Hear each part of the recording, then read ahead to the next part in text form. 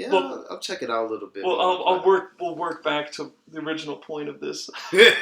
was well, I think what people aren't liking is because, regardless of what the show brings and what it's done for people. Well, the whole thing is supposed to be telling us, here's how these top tier, high value alpha men are.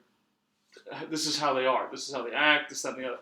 But then we're looking at how they move, and it's not very alpha. Yeah. Because an alpha is going to want to do something that is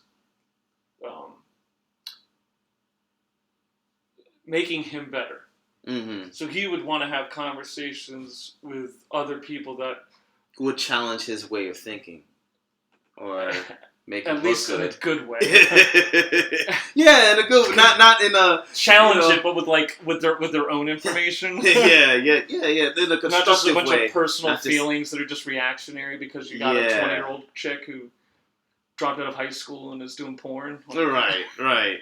So it's like the way I look at you would be having more constructive conversations if in my opinion, if they were these quote unquote alphas. Different, or they're not going to keep bringing on these just day after day after day, just bringing on like just random Instagram and OnlyFans and strippers from LA.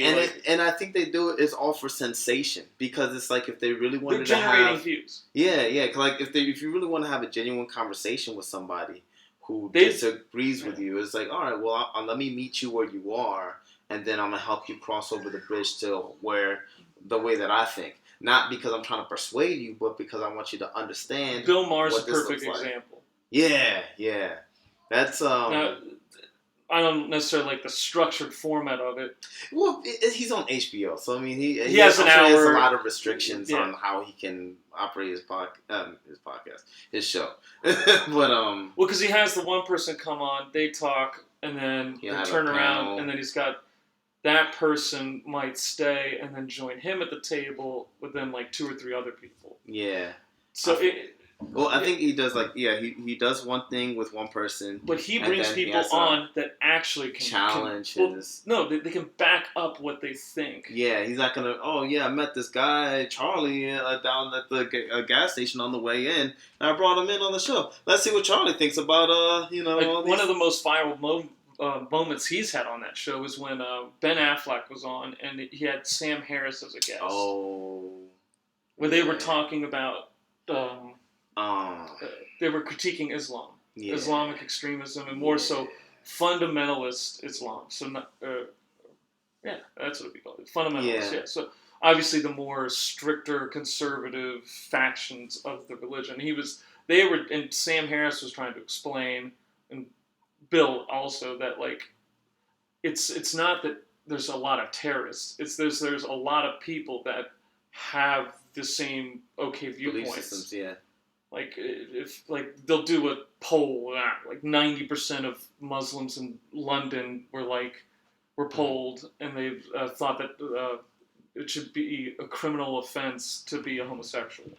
Or I think it was it's probably not that high to be a homosexual in London. If you do that for probably in Saudi Arabia, they'd be that high. But I guarantee you, it was the Muslims in London.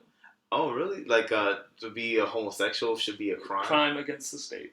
Oh wow! I would imagine that if it was like critiquing what's his face? We're talking about radical views, right? We're talking about but if it's like legally raping women, it's but if it was like 90% of Muslims in London, I would think that they would be against the cartoonists who made fun of the prophet. They probably are.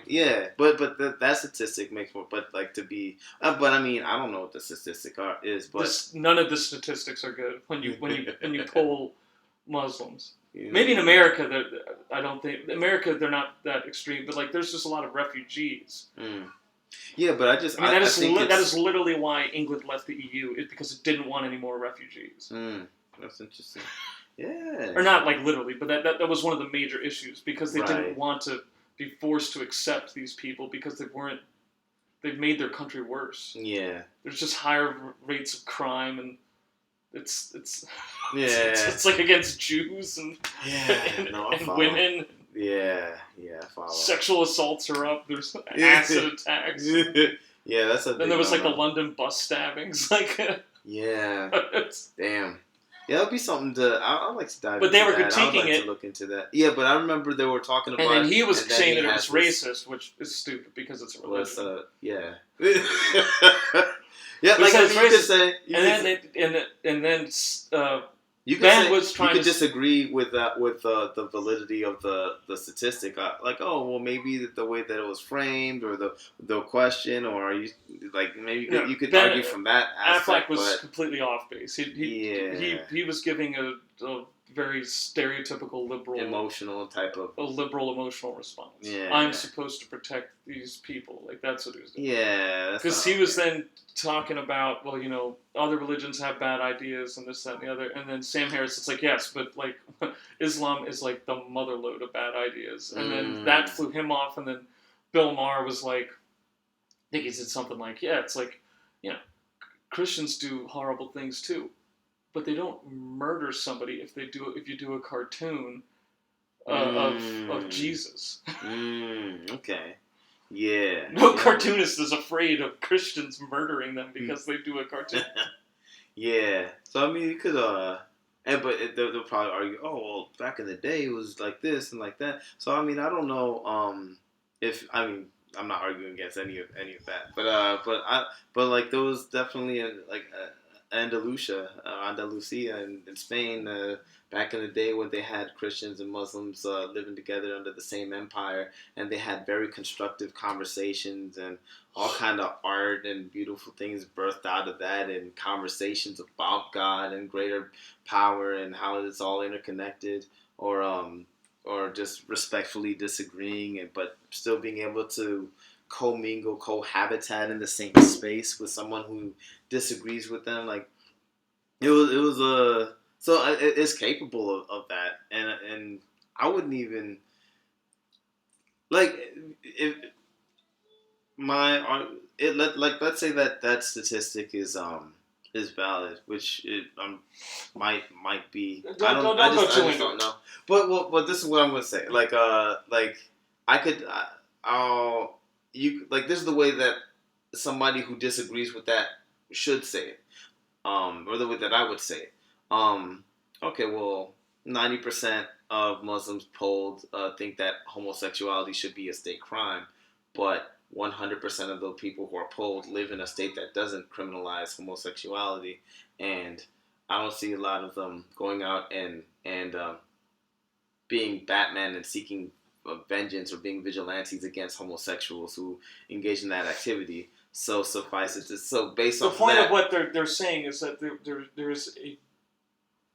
is a issue with the culture and mindset of the Muslim world. Yeah, but then I don't think it's right to punish thought crimes. But I understand that argument. No one's talking about punishing. Yeah. They're talking about the dangers of the thoughts of themselves. Islam. Yeah. Because it hasn't gone through a reformation. I follow, and I don't think it's gonna. No, you can't, because it's not a. You can't talk to. Oh, I'm gonna talk to the top imam of. It's like, no, it's just there's an imam. There's no top imam. There's no centralization of.